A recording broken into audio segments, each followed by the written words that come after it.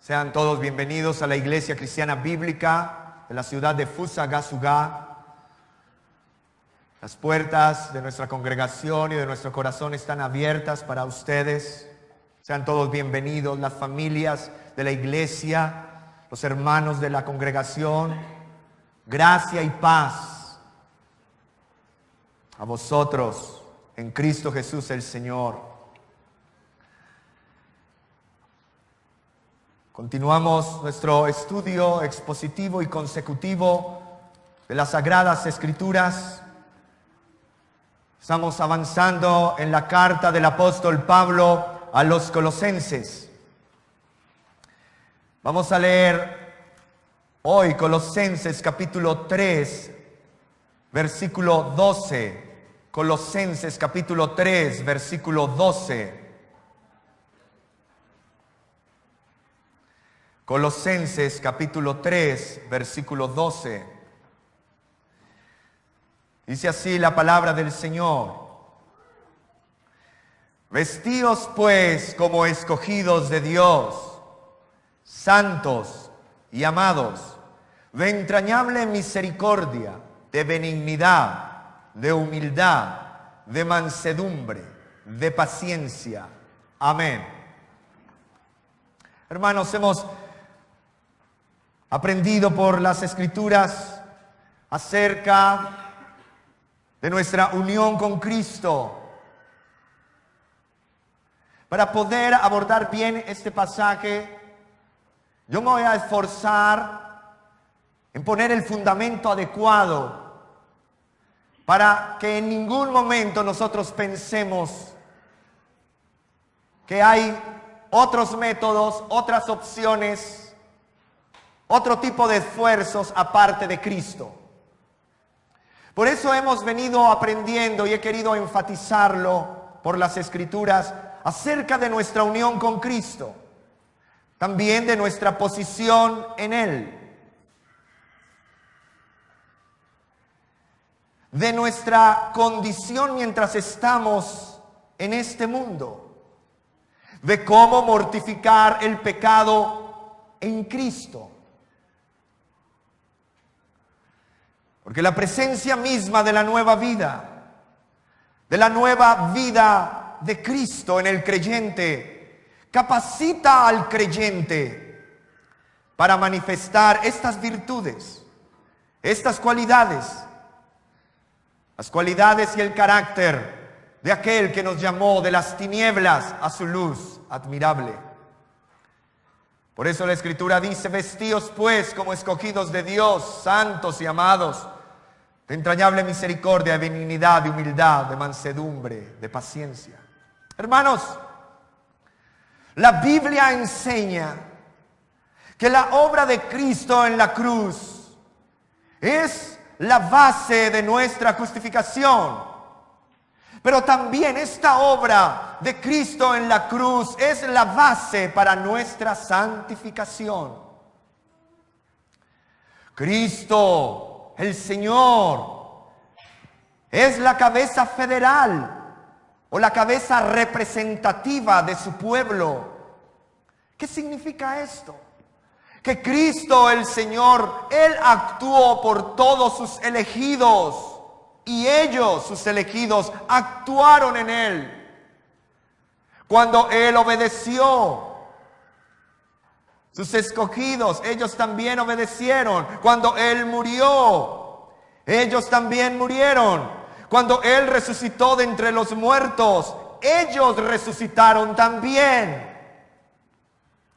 De este modo, la culpa del pecado de su pueblo le fue imputada, le fue puesta a Cristo mientras estaba clavado en aquella horrenda cruz en el Calvario, saciando así la ira de Dios. En consecuencia, los pecados son perdonados. Leamos Romanos 3. Leamos Romanos capítulo 3, versículo 24 al 26. Romanos 3, 24.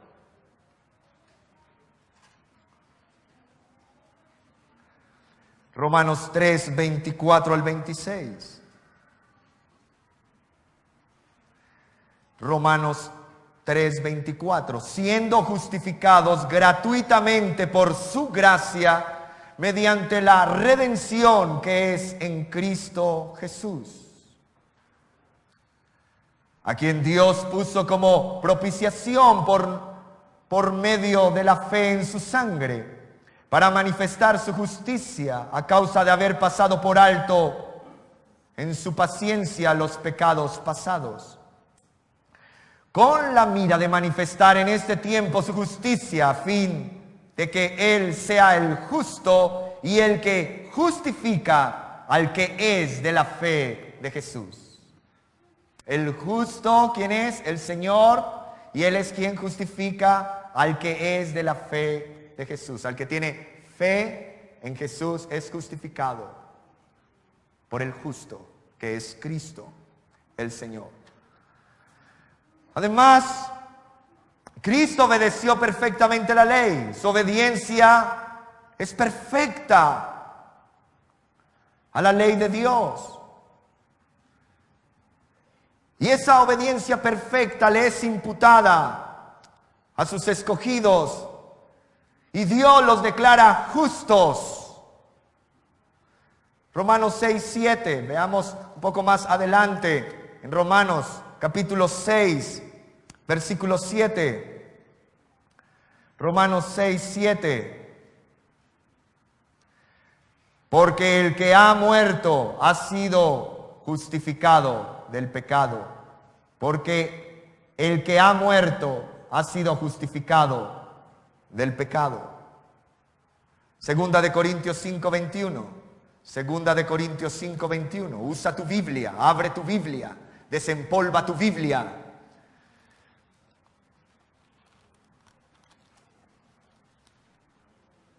Segunda de Corintios 5, 21. Al que no conoció pecado, por nosotros lo hizo pecado. O sea, nuestro pecado fue puesto en Cristo y Él no conoció pecado porque Él no pecó. Él nunca ha pecado. Él fue perfecto a las demandas de la ley de Dios. Al que no conoció pecado, por nosotros lo hizo pecado, para que nosotros fuéramos ¿qué? Hechos justicia de Dios en Él. Entonces, este perdón e imputación de su justicia es la justificación del creyente. Los elegidos son salvos porque están en unión con el Señor Jesucristo. Los elegidos son salvos porque están en unión con el Señor Jesucristo. Ahora, en segundo lugar, el creyente está unido a Cristo por su conversión. Lo que Cristo hizo por nosotros legalmente, mientras estuvo en la tierra cumpliendo la ley, llega a ser nuestro personalmente. Cuando nacemos de nuevo, cuando nos arrepentimos de nuestros pecados y creemos en el Señor, que esta es la conversión, cuando nos convertimos, somos injertados en Él. Somos injertados por el Espíritu Santo en Cristo. Su Santo Espíritu ahora mora en el creyente. Y esta unión personal con Cristo es la base de nuestra santificación. Estamos unidos a Cristo. El Espíritu Santo nos ha injertado. Estamos en Él. ¿Qué significa? Que el Espíritu Santo habita en el creyente. Y esta unión personal con Cristo es la base de nuestra santificación. Mira, en cuanto a la santificación ocurren dos cosas. Primero, debido a nuestra unión con Cristo, cuando nacemos de nuevo, el viejo hombre muere. Eso es lo que empieza a suceder. Cuando nacemos de nuevo, el viejo hombre muere. Romanos 6:6. Romanos 6:6.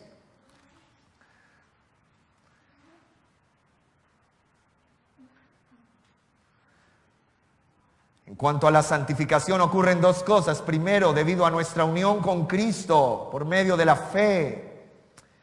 Cuando nacemos de nuevo por el Espíritu Santo, el viejo hombre muere. Romanos 6:6. Sabiendo esto, los cristianos deben saber esto.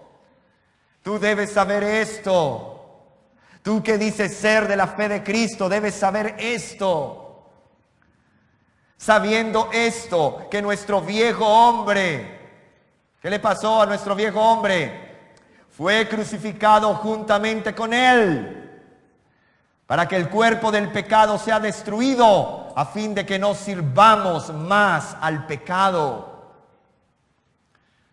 ¿Cuál es el propósito de nuestra salvación, de haber nacido de nuevo? No servir más al pecado, sino servir a Cristo, servir a Dios, servirle a Él. En la conversión, la muerte de Cristo es aplicada a nosotros, provocando así la muerte de nuestra naturaleza pecaminosa. Por lo tanto, estamos muertos al pecado. Y el pecado nos enseñoreará más de él. El pecado no nos controlará más. No será el pecado más nuestro Señor, sino ahora Cristo Jesús es el Señor.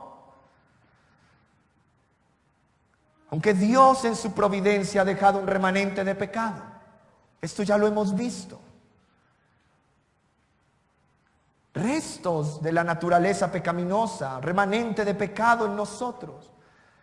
Y somos llamados a luchar para matarlo, a hacer morir el pecado. Hacer morir el pecado. Lo hablábamos acerca de la mortificación. Mortificación es negarnos a gratificar nuestros deseos pecaminosos. Es no alimentar esos deseos pecaminosos.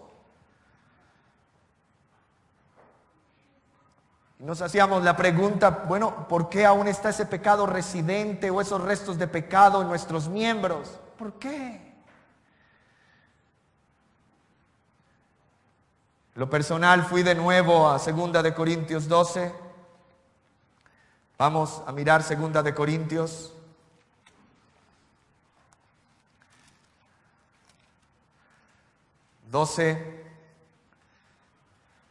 Versículos del 7 al 10.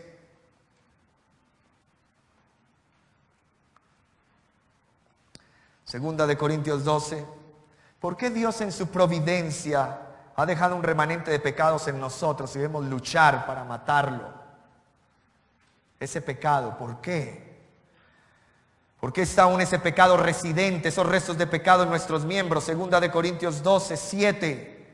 Dice, y para que la grandeza de las revelaciones no me exaltase desmedidamente, me fue dado un aguijón en mi carne, un mensajero de Satanás que me abofetee, para que no me enaltezca sobremanera.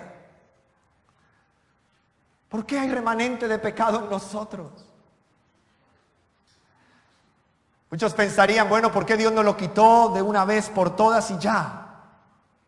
Sino porque luchamos aún hoy con nuestra pecaminosidad. Aunque siendo hijos perdonados, aceptados por Dios, ¿saben? Para humillar nuestra arrogancia. Ese remanente de pecado está en ti y en mí para humillar nuestra arrogancia. Versículo 8, respecto a lo cual 3 veces he rogado al Señor que lo quite de mí. ¿Cuántas veces has rogado al Señor que te quite ese vicio y ese pecado en ti? Y deberías seguir haciéndolo. Y deberíamos seguir luchando en ello. Versículo 9, y me ha dicho, bástate mi gracia, porque mi poder se perfecciona en la debilidad. Por tanto, de buena gana me gloriaré más bien en mis debilidades, para que repose sobre mí el poder de Cristo. Hermanos, ¿por qué aún está ese pecado residente, esos restos de pecado en nuestros miembros? Hermanos, la Escritura nos puede dar luz en ello, algo de luz, para que podamos nosotros entender que aún quedan esos restos de pecado para humillar nuestra arrogancia. Nuestra tendencia es a veces sentirnos superior o mejor o más santos o más espirituales que otros, perfectos. Pero sabes, hay debilidades que nos humillan. Para humillar nuestra arrogancia. Y lo segundo, también para depender. ¿Qué le respondió el Señor a Pablo? Bástate mi gracia. Para depender de la gracia de Dios y no de nuestros propios esfuerzos, hermanos. Te digo por qué, porque nuestra tendencia es a depender de nosotros y no de Cristo. Nuestra tendencia es de depender de métodos, de ritualismos, de ceremonias, y no de Cristo. Para que el poder de Cristo repose en mí. Por eso estamos humillados delante del Señor siempre. Y dependemos de su gracia, que nos enseña a renunciar a toda impiedad y a todo deseo mundano. La gracia de Dios, el poder de Cristo, nos lleva a renunciar a toda impiedad y deseo mundano. Y la gracia de Dios en Cristo nos ayuda a vivir sobria, justa y piadosamente. Como decía el puritano John Owen, porque mortificar el pecado, escúcheme, porque mortificar el pecado en base a los esfuerzos humanos nos conduce a la justicia propia. Porque mortificar el pecado en base a los esfuerzos humanos nos conduce a la justicia propia, que en esencia, que es la esencia de la religión falsa. Si mortificamos el pecado en nuestras propias fuerzas, caeremos en la justicia propia, que es la esencia de la religión falsa, donde Cristo no está, donde Cristo ha sido desplazado, donde Cristo no es nuestro apoyo, donde Cristo no es la fuente. Nuestra unión con Cristo en su muerte garantiza la victoria en esta lucha contra el pecado remanente. No olvides esto, iglesia, hermanos. Esta es la verdadera piedad, hermanos. No la que usa una máscara, no la que usa un vestido, un hábito. Nuestra unión con Cristo en su muerte garantiza la victoria en esta lucha contra el pecado remanente. Es Cristo nuestra esperanza. Es la fuerza de Él en nosotros. Es su poder reposando en nosotros. Y es la única manera en poder dar muerte a nuestros deseos pecaminosos. Por ello, mis hermanos, la unión del creyente con Cristo es fundamental para entender esto que dice Colosenses 12. Vestíos pues como escogidos de Dios, santos y amados, de entrañable misericordia, de benignidad, de humildad, de mansedumbre, de paciencia. La unión del creyente con Cristo es fundamental en la práctica de la mortificación del pecado. Es fundamental en el revestirnos de las virtudes y las cualidades que el Señor aquí nos dice. Porque separados de Él, separados del Señor, nada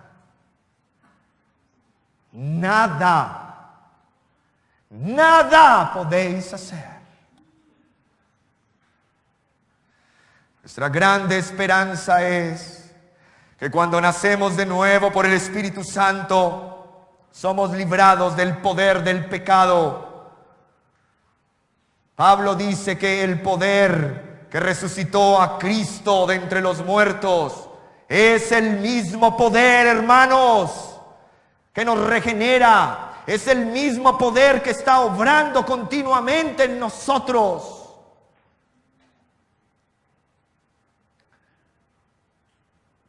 Efesios 1, 18 al 20.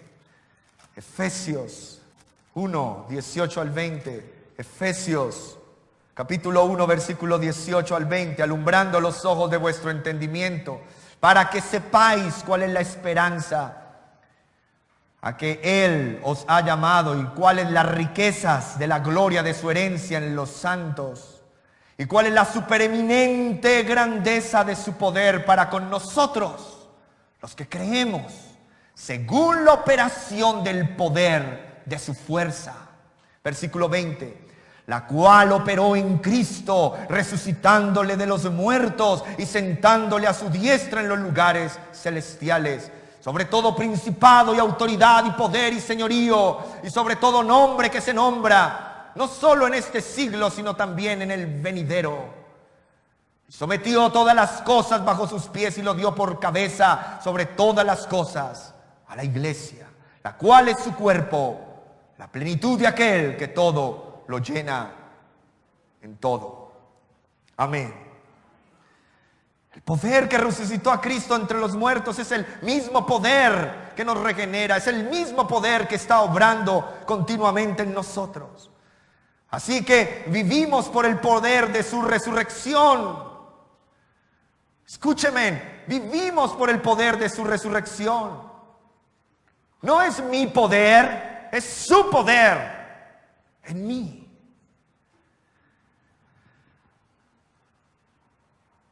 Con Cristo estoy juntamente crucificado y ya no vivo yo, mas vive Cristo en mí. No es mi poder, es su poder en mí. Es su obra en mí, por eso soli Deo gloria, solo a Dios la gloria en nuestra salvación y en nuestra santificación.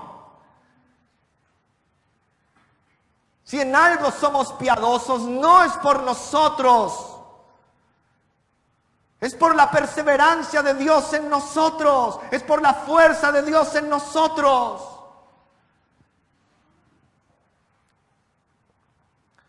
Obtenemos fuerzas por la muerte y la resurrección de Cristo, amada iglesia. Y esto es lo que predicamos. Y es a Cristo a quien proclamamos su obra, su muerte, su resurrección, su ascensión, su glorificación. Por lo tanto, nuestra unión con Cristo certifica, escúcheme, certifica que la obra de la mortificación no fallará. Hermanos, continuamente pensemos espiritualmente sobre nuestra unión con Cristo y considerémonos muertos al pecado. El pecado ya no es nuestro amo, ya no debemos alimentarlo, ya no debemos permitirle que gobierne nuestros cuerpos para obedecer sus lujurias. Las perversidades del pecado en el alma, escúcheme, las perversidades del pecado en nuestra alma normalmente se manifiestan en los apetitos de nuestro cuerpo. Y así el cuerpo se convierte en un instrumento del pecado. Nuestros ojos, nuestra lengua, nuestras manos y nuestros pies. Que nuestros miembros no sirvan más al pecado, decía Pablo a los romanos. Más bien ofrécete como un sacrificio vivo, agradable a Dios, que es vuestro verdadero culto. Escúcheme con atención. Y esto nos va a ayudar mucho en la práctica de vestirnos, de revestirnos de esas virtudes de Cristo. Escúcheme con atención. La mortificación del pecado es el resultado de nuestra consagración a Dios. La mortificación del pecado es el resultado de nuestra consagración a Dios. Que nuestros miembros no sirvan más al pecado. Más bien ofrécete. Preséntate como un sacrificio vivo, agradable a Dios, que es vuestro verdadero culto. Y no serás conformado, no caerás en el molde de la corriente de este mundo. La mortificación del pecado es un resultado, primero, de nuestra consagración a Dios. Por eso se nos manda a buscar las cosas de arriba, se nos manda a mirar las cosas de arriba, se nos manda a poner los ojos en Jesús, autor y consumador de la fe. Hermanos, todo esto debe llevarnos a una comprensión más profunda de lo que significa estar en Cristo, unidos a Él, lo que significa nuestra posición en Cristo ¿Y de qué manera nosotros mortificamos el pecado? ¿Y de qué manera nosotros nos revestimos de las nuevas virtudes? Todo esto nos debe llevar a una comprensión más grande de lo que significa estar en Él y seguirle a Él. Pónganme atención a esto. ¿Qué pasaría? Piensen en esto por un momento. ¿Qué pasaría si amáramos más a Dios con toda nuestra mente, corazón, alma y fuerzas? ¿Qué pasaría?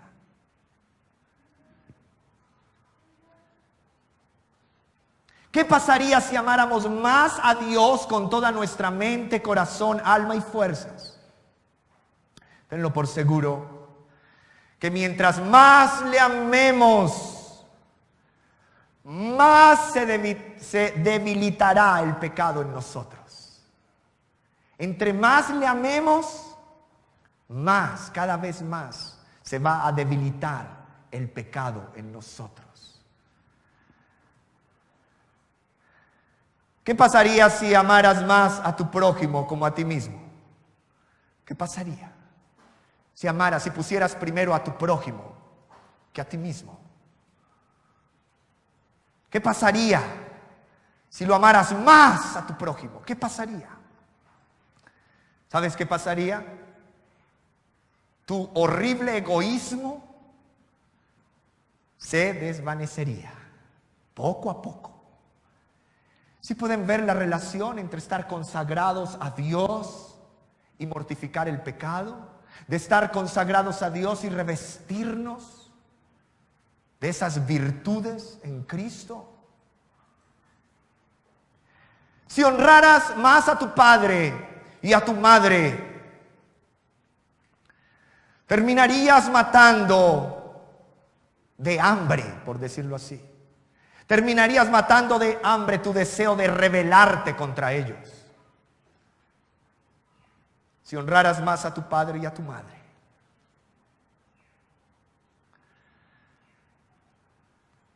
Terminarías matando de hambre tu deseo de rebelarte o de ser grosero o altanero, irrespetuoso, insolente contra tus padres.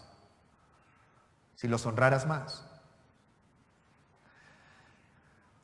Si te regocijaras más con la esposa de tu juventud, escúchame esposos, si te regocijaras más con la esposa de tu juventud, matarías el deseo de regocijarte con la esposa de tu vecino.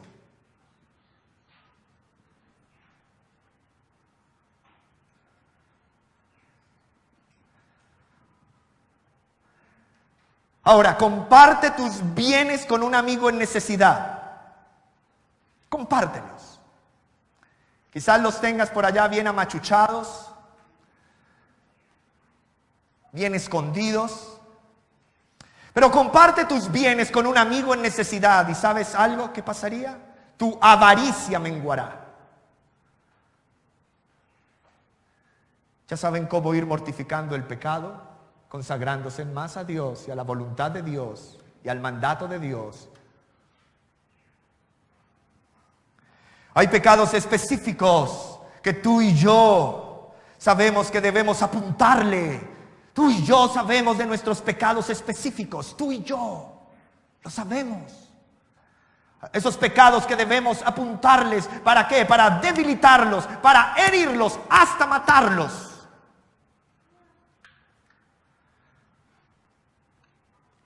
Considera esto muy seriamente. Si vivís conforme a la carne, habréis de morir. Pero si por el Espíritu hacéis morir las obras de la carne, viviréis.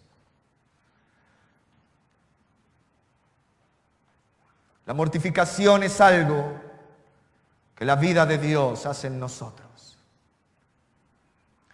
Haber nacido de Dios nos hace criaturas nuevas, viviendo vidas nuevas en el Espíritu.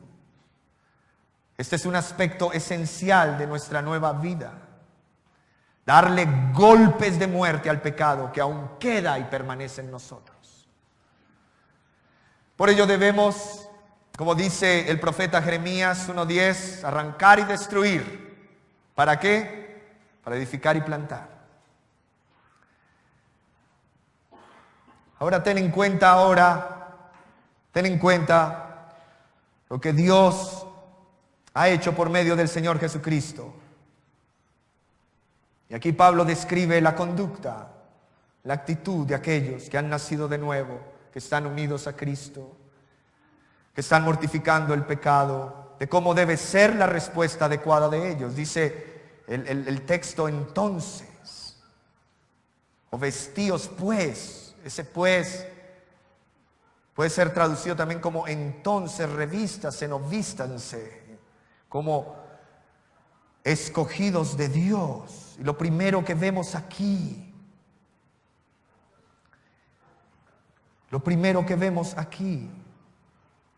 es que el creyente verdadero es un escogido por Dios. El creyente verdadero es un escogido por Dios. Entonces, como escogidos de Dios, santos y amados, revestidos.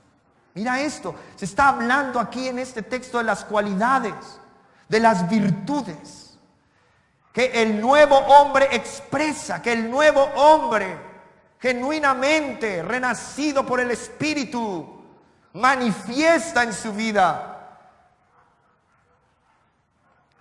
Y Pablo el apóstol les dice a los colosenses, sean así.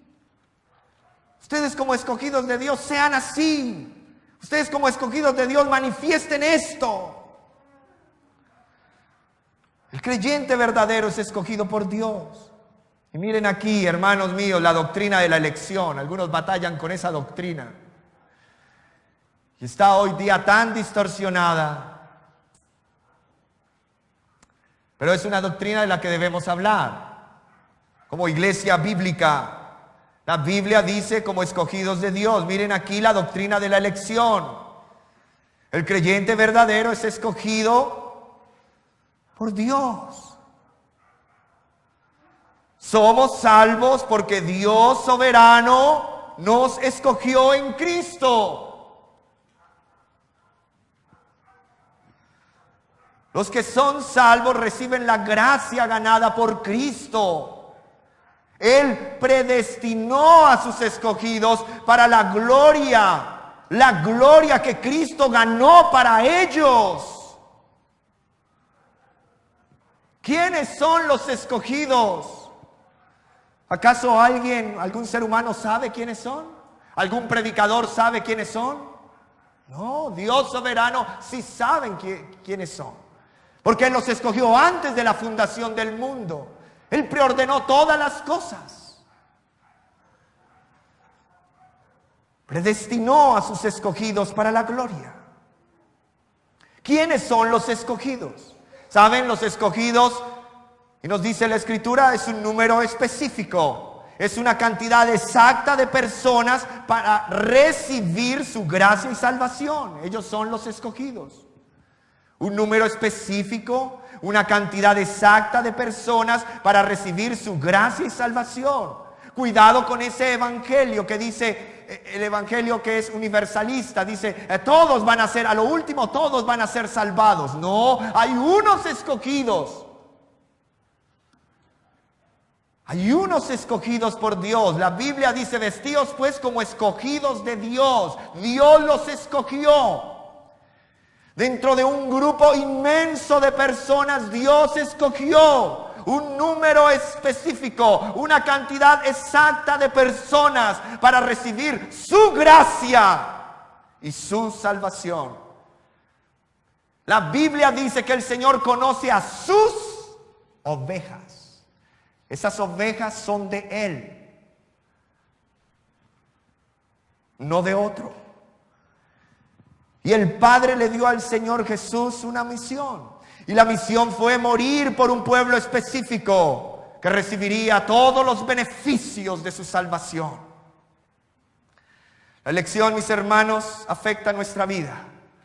Y no solo para la eternidad y la salvación eterna de nuestra alma, sino también afecta tanto nuestra vida, la elección,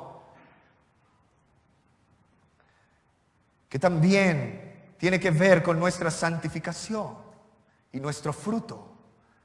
Por eso la Escritura dice: vestíos pues como escogidos de Dios, santos y amados, de entrañable misericordia, de benignidad, de humildad, de mansedumbre, de paciencia. Ser escogidos por Dios también da como resultado fruto en nuestra vida. Un escogido, un elegido por Dios, da fruto en su vida. Porque es escogido por Dios.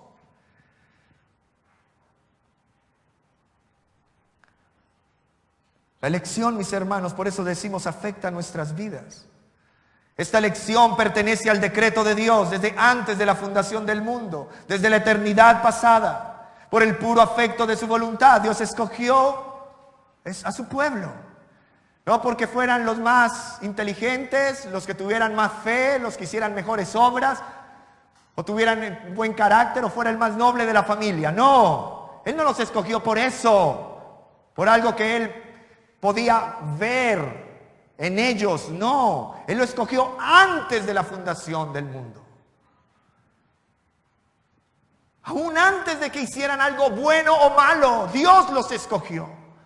Piensen en eso, que aún en la eternidad pasada, Dios solo, Padre, Hijo y Espíritu Santo, en ese consejo trinitario, antes de que algo existiera, en la eternidad pasada, Él decretó quienes habrían de ser salvos y entregados a Cristo para que Él los salvara. Piensa en ello, que en la eternidad pasada el Dios Santo mencionó tu nombre.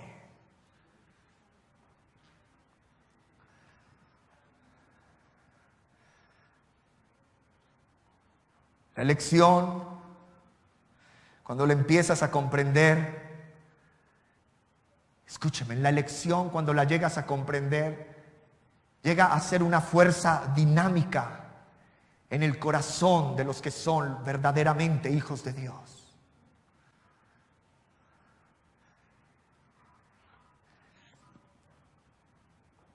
Esa fuerza dinámica en los corazones y vidas de los hijos de Dios empieza a producir frutos. Como les dije, no es solo una elección para salvación, sino también una elección para servicio, para santificación, para servicio. Y la elección tiene como propósito final la gloria de Dios y la obra de su deleite. Efesios 1, 4 al 6. Efesios 1, 4 al 6. Miren su Biblia. Efesios 1, 4. Según nos escogió en Él. ¿Cuándo?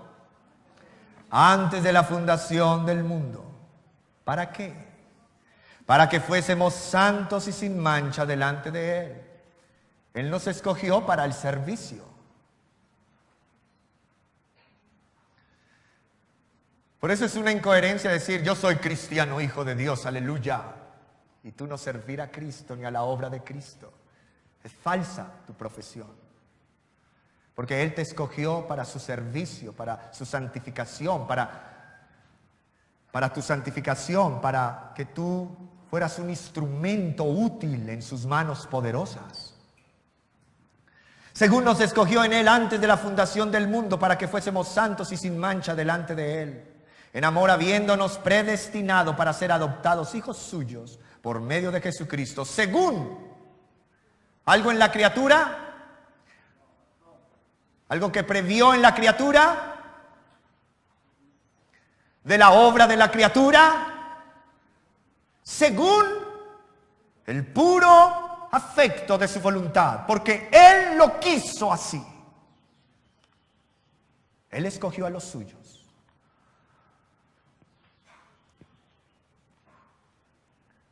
¿Para qué?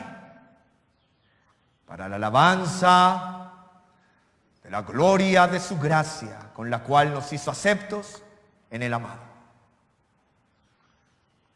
Amén. El creyente verdadero es un escogido por Dios. Lo segundo, el creyente verdadero es santo y amado. Mira, como escogidos de Dios, el creyente es santo. Como escogidos de Dios, el creyente santo significa apartado para el Señor y su obra. El verdadero creyente es apartado para el Señor, para la obra del Señor. Ahora la obra del Señor, el avance del reino empieza a ser importante en su vida. El creyente es santo. El creyente ha sido lavado con la sangre de Cristo de la culpa de sus pecados. El creyente está siendo librado más y más de la corrupción de su pecado y renovado a la imagen del que lo creó, que es Cristo. Además, dice la Escritura que el creyente es amado, es santo y amado. ¿Qué significa esto? Que el creyente que ha sido escogido por Dios goza de un amor especial. Él ama de manera especial a los suyos. Hay un amor general, hay una gracia común. Pero hay un amor especial de Dios hacia su pueblo. Primera de Tesalonicenses 1:4. Primera de Tesalonicenses 1:4. Ahora, lo que les estoy diciendo no significa que el pueblo del Señor o ciertos individuos son los consentidos del Señor. Como dice, es que yo soy un consentido del Señor. No, es un amor especial.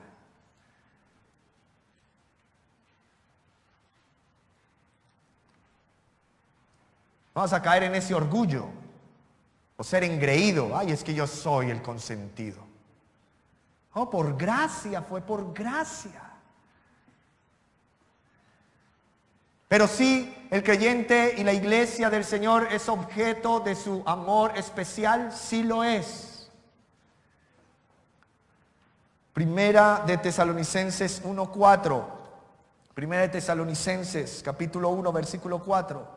Porque conocemos, hermanos, amados de quién? Vuestra elección. Porque conocemos, hermanos, amados de Dios, vuestra elección. Los que fueron elegidos son amados, especialmente por Dios. Segunda de Tesalonicenses 2:13. Segunda de Tesalonicenses 2:13. Segunda de Tesalonicenses 2:13. Pero nosotros debemos dar siempre gracias a Dios respecto a vosotros, hermanos amados por el Señor, de que Dios os haya ¿qué? Escogido. ¿Desde cuándo?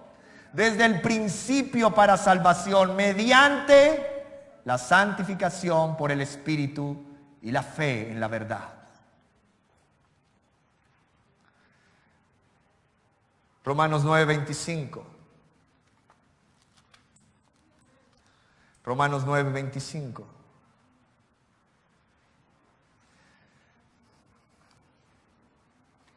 Romanos 9:25, como también en Oseas dice, llamaré pueblo mío al que no era mi pueblo. Escúchenme, hermanos dispensacionalistas. Piensan que Israel, ¿cierto?, tiene unas promesas, la iglesia tiene otras. Escúchenme con atención. Como dice también en Oseas, llamaré pueblo mío al que no era mi pueblo. Y a la no amada, amada. Y en el lugar donde se les dijo, vosotros no sois pueblo mío, allí serán llamados hijos del Dios viviente. La iglesia, hermanos, es el nuevo Israel, el cual Dios ama con amor eterno.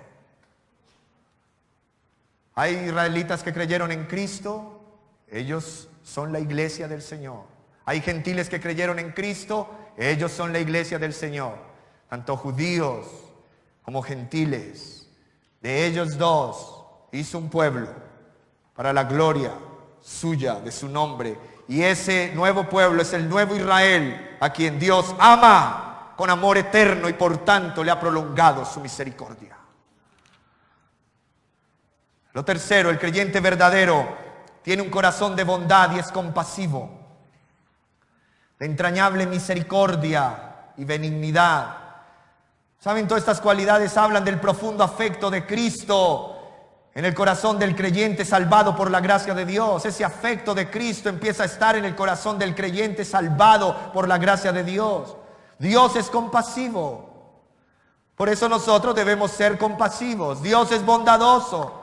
Por tanto, nosotros debemos ser ¿cómo? Bondadosos. Esta bondad y esta compasión, esta entrañable misericordia Es la que imparte el Espíritu del Señor en el corazón regenerado. Y es todo lo opuesto a una fría indiferencia. Es todo lo opuesto a la malicia y a la maldad.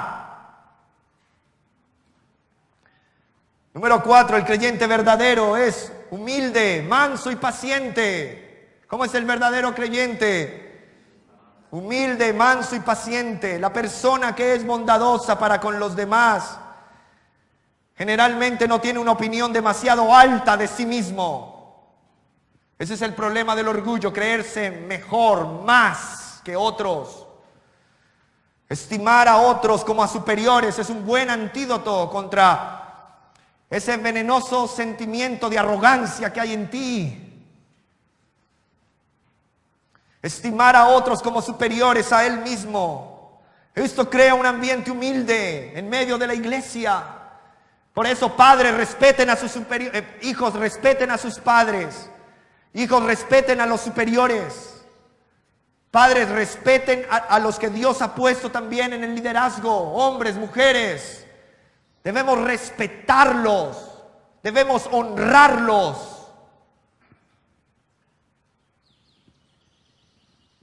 Hoy ya, y en muchos círculos eclesiásticos se ha perdido eso. Todo el mundo se trata como quiere tratarse. No, y no significa que uno sea más que el otro, sino al que le debas honra, dale honra.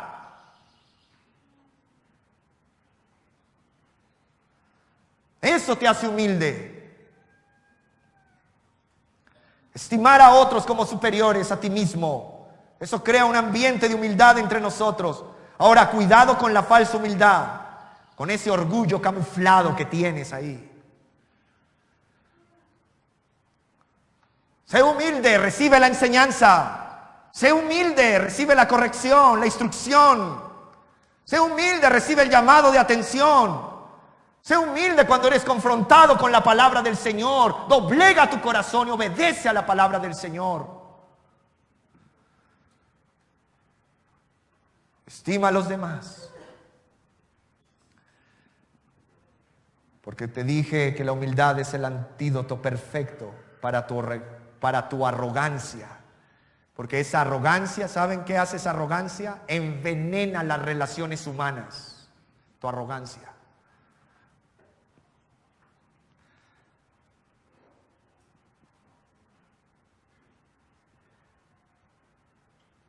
El creyente verdadero es manso. Mansedumbre no significa debilidad o cobardía. Mansedumbre no significa ceder o retroceder ante cualquier problema. Eso no es mansedumbre. Más bien es ser sumiso cuando eres provocado. Es la disposición a sufrir daño o insultos en lugar de infligirlos a otros. El creyente verdadero es paciente. Señor, dame paciencia, pero dámela ya. Algunos son así de pacientes. El creyente verdadero es paciente. Paciente significa longánimo. Es lo opuesto a la ira explosiva.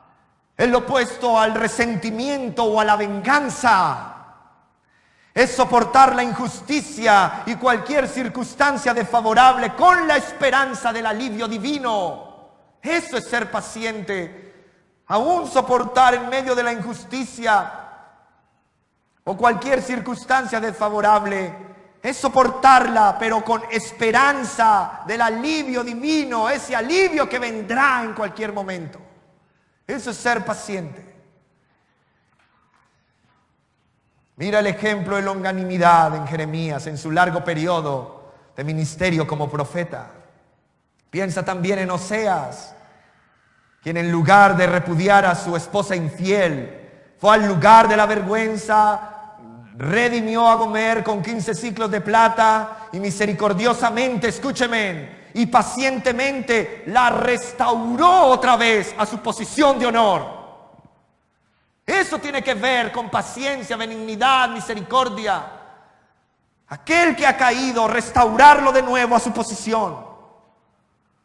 Mira la escritura, mira el profeta.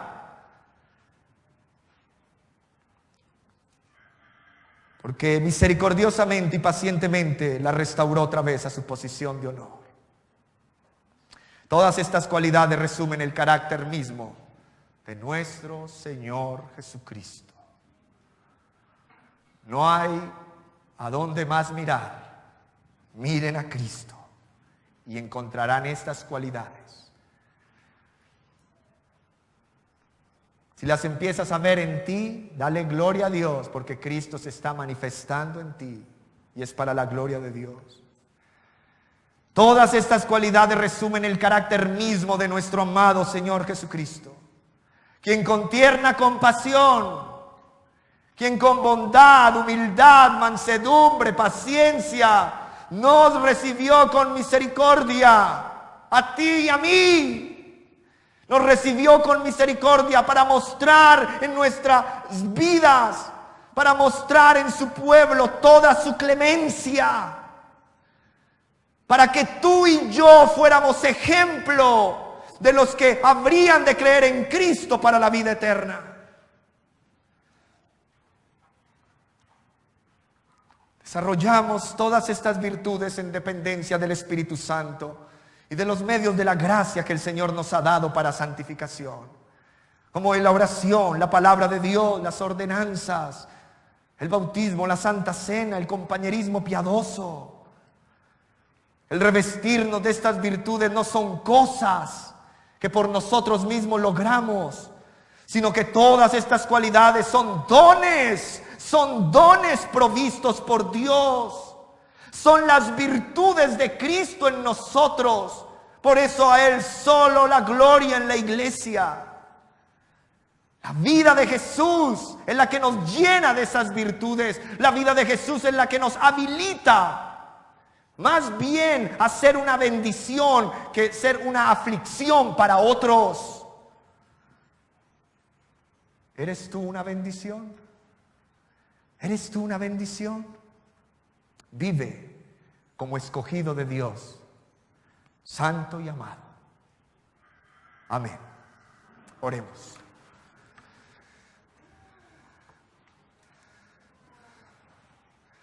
Vamos a orar, hermanos, en silencio, por favor, reverentes al Señor. Señor de la gloria, Señor eterno, cuán necesitados estamos de ti, de tu gracia capacitadora, de tu gracia santificante. Llénanos de estas virtudes y de estas cualidades que solo Cristo las posee, que solo de Cristo pueden ser provistas por tu Espíritu Santo en nosotros. Manifiesta a Cristo a través de nuestras vidas. Y ayúdanos como escogidos tuyos a ser santos como tú eres santo. A entender tu grande amor y vivir agradecido por ello. Llénanos de la entrañable misericordia de los unos para con los otros. Llénanos de benignidad, Señor, hacia otros. De humildad. Quita nuestro orgullo, nuestra arrogancia. Quítalo, Señor, de nuestros corazones. Eso es horrible. Haz que esa arrogancia, ese orgullo en nosotros sea algo nauseabundo en nosotros. Quítalo, Señor. Y revístenos de la humildad de Cristo, de mansedumbre y de paciencia, así como Cristo ha tenido misericordia de nosotros. Y aun cuando hemos caído, tú nos has levantado, porque si el justo cae, dice tu palabra, Jehová le levanta. Gracias, Señor, porque tú lo has hecho con nosotros. Tú lo has hecho con esta congregación, tú lo has hecho con el liderazgo de esta congregación, tú lo has hecho con el pastor de esta congregación, Señor. Porque con tierna compasión, bondad, humildad, mansedumbre y paciencia tú nos has recibido con misericordia para mostrar en nosotros tu pueblo toda tu clemencia, para que nosotros, tus hijos, tus siervos, fuéramos ejemplo de los que habrían de creer en ti para la vida eterna. Ayúdanos a desarrollar estas virtudes en dependencia del Espíritu Santo y usando los medios de gracia que tú nos has provisto. Todo para la alabanza y la gloria de tu nombre. En Cristo Jesús. Amén. Gloria al Señor. Pongámonos en pie y cantemos al Señor.